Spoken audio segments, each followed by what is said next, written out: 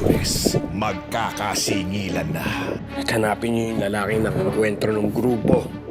Dahil siya yung may kasalanan kung bakit ako nandito ngayon. At buhay ang hinihinging kabayaran.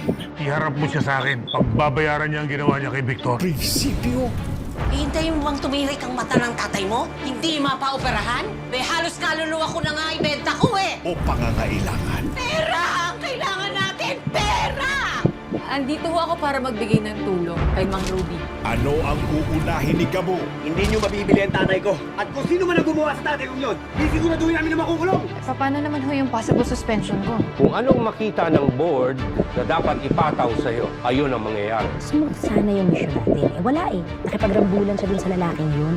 Sino ba yung lalaki yun? Yun ba yung humalik sa'yo? Isa lang sigurado mo eh. Gusto ko na siya makilala para mahuli na yung lalaki yun. Coco Martin, si Gabo.